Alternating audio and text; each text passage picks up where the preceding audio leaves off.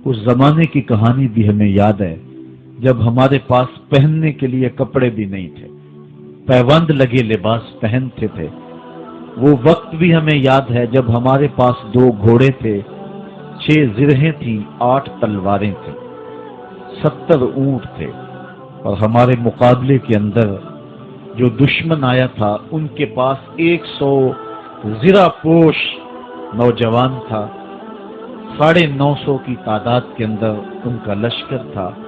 ان کے پاس گانے والی رنڈیاں بھی تھیں اور دادے عیش دینے والے ان کے پاس نغمے اور مزراب بھی تھے، کھانے پینے کے سامان بھی وافر تھے۔ ادھر فاقہ مست لوگ جس کھجور کو چوس کے روزہ رکھتے تھے اسی کھجور کو چوس کے روزہ افطار کرتے تھے۔ کیا بلال امیر تھا؟ کیا سلمان فارسی امیر تھا؟ کیا ابو ذر غفاری کسی امیر شخص کا نام ہے؟ کیا بدن کے اوپر پیوند لگے لباس پہننے والے وہ فاقہ مست کیا امراء کی فہرست میں آتے تھے؟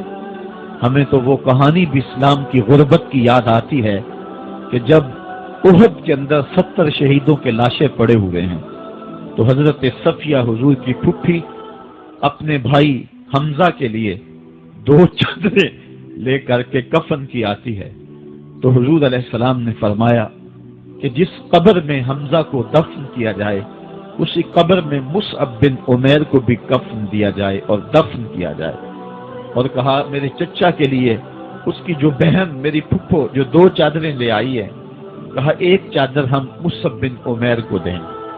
یہ مصعب بن عمیر کون ہے؟ تاریخ پڑھو، کتنی دل آویز تاریخ ہے۔ مکے میں ایک امیر ترین خاتون ہے جس کے بیٹے کا نام مصعب ہے، اور وہ اپنے بیٹے کو اتنا خوبصورت لباس پہناتی ہے اور اتنے خوبصورت خوشبو اور عطر اس کو لگاتی ہے کہ مصعب بن عمیر جن گلیوں سے گزرتے تھے دیر تک وہ گلیاں مہکتی رہتی تھی۔ لوگ کہتے تھے یہاں سے مصعب گزر کے گیا ہوگا اس لیے یہ گلیاں مہک رہی ہیں۔ اچھا پھر مصعب پہ نظر پڑتی ہے میرے محمد عربی کی، اور مصعب بن عمیر حضور کی زلفوں کا اسیر ہو جاتا ہے۔ ماں کافرہ ہے، جب پتہ چلتا ہے تو اس کا لباس بھی چھین لیتی ہے، سہولتیں اور آسودگیاں بھی واپس لے لیتی ہے۔ پھر وہ وقت بھی آیا کہ مصعب بن عمیر حبشہ کی جانب ہجرت کر جاتے ہیں۔ مکے کے حالات کچھ تھوڑے سے خوشگوار نظر آئے تو وہ حبشہ سے واپس مکے جب پلٹے تو ان کے بدن پہ جو چادر تھی وہ جگہ جگہ سے پٹی ہوئی تھی۔ میرے آقا کریم علیہ السلام نے دیکھا تو حضور کی آنکھوں میں آنسو ٹپکنے لگے۔ کہا یہ وہی مصعب ہے جو اتنا خوش پوش نوجوان تھا کہ میں نے پورے مکے میں اس سے خوبصورت لباس پہننے والا کوئی دوسرا شخص نہیں دیکھا، اور آج میرے مصعب کو پہننے کے لیے جو چادر میسر ہے وہ بھی جگہ جگہ سے پھٹی ہوئی ہے۔ یہ اسلام کی غربت کی کہانی ہے، اور آج احد میں یہی مصعب بن عمیر شہید ہو جاتے ہیں اور ان کے لیے کفن بھی دستیاب نہیں ہے۔ حضور نے کہا جو میرے چچا کے لیے 2 چادریں لائی ہیں ان میں سے ایک کا کفن مصعب کو دے دو نا، اور دوسری چادر سے کفن میرے چچا کو دے دیا جائے۔ اچھا حضرت مصعب کے لیے بڑی چادر رکھ دی گئی، اور حضرت امیر حمزہ کے لیے جو چادر تھی وہ چھوٹی تھی، اگر سر ڈھانپتے تھے تو پاؤں ننگے ہو جاتے، اگر پاؤں ڈھانپتے تھے تو سر ننگا ہو جاتا۔ حضور نے فرمایا میرے چچا کا سر ڈھانپ دو اور پاؤں کے اوپر اذخر نامی گھاس ڈال دو۔ میں یہ اسلام کی غربت کی کہانی تمہیں سنا رہا ہوں، جب میرے رسول کے چچا کے لیے پورے کفن کا ٹکڑا بھی دستیاب نہیں تھا، اسلام اس وقت بھی عزت پا گیا تھا، اسلام اس وقت بھی ذلیل نہیں تھا، اسلام اس وقت بھی سربلند تھا، اور اسلام اس وقت بھی عزتوں کی مسند پہ تھا۔ یہ اسلام کا وہ دور ہے کہ جب حضور مسجد نبوی سے باہر نکلتے ہیں تو آگے حضرت عمر و ابو بکر رضی اللہ تعالی عنہما کھڑے ہیں، چہرے کے اوپر عجیب اداسی ہے۔ کہا عمر ابو بکر اس وقت کیوں کھڑے ہو؟ عرض کی حضور بھوک نے گھر میں ٹکنے نہیں دیا، ہم نے چاہا حضور کا چہرہ دیکھ لیں تو کچھ پیاس بجھ جائے، کچھ بھوک مٹ جائے۔ حضور نے فرمایا میرا حال بھی یہی ہے، جس چیز نے تجھے گھروں سے نکالا ہے وہی چیز مجھے گھر سے نکال لائی ہے۔ چلتے ہوئے حضرت ابو ایوب انصاری کے گھر کے قریب سے گزرے.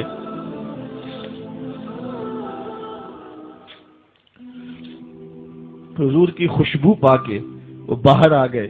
عرض کی بندہ نواز آج میرے مہمان نہیں بنتے؟ حضور نے کہا تمہاری مرضی. گھر لے گئے, چٹائی بچھائی, حضور کو بٹھایا, گھر والوں کو بکری کا بچہ ذبح کر کے دیا. کہا جلدی جلدی کھانا تیار کرو, میرے آقا کو بھوک لگی ہوگی. یہ کہہ کے واپس آئے, حضور کے پاس بیٹھے, نظر چہرے پہ پڑی تو گھبرا گئے. نکاحت کے آثار اتنے واضح تھے کہ سمجھ آ رہی تھی کتنے دنوں سے حضور نے کچھ نہیں کھایا. اٹھ کے باغ میں چلے گئے, کھجوروں کا خوشہ توڑا, حضور کے سامنے رکھا. کہا بندہ نواز جب تک کھانا تیار نہیں ہوتا یہ کھجوریں تناول فرمائیں. تھوڑی دیر کے بعد کھانا دسترخوان پہ لگ گیا. حضور سے عرض کی گئی حضور آئے کھانا تناول کرنے.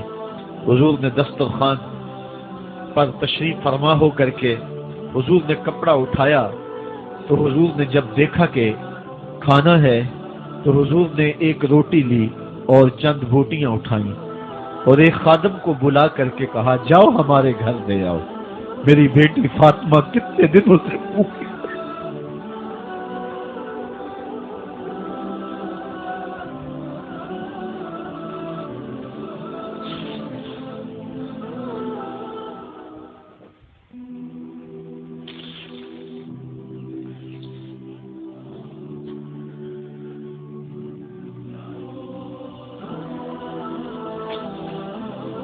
کہا جاؤ ہمارے گھر لے آؤ, میری فاطمہ کتنے دنوں سے بھوکی بیٹھی ہوئی. مال کے کونین ہیں گو پاس کچھ رکھتے نہیں, دو جہاں کی نعمتیں ہیں ان کے خالی ہاتھ. آفاق کے ہر ہر گوشے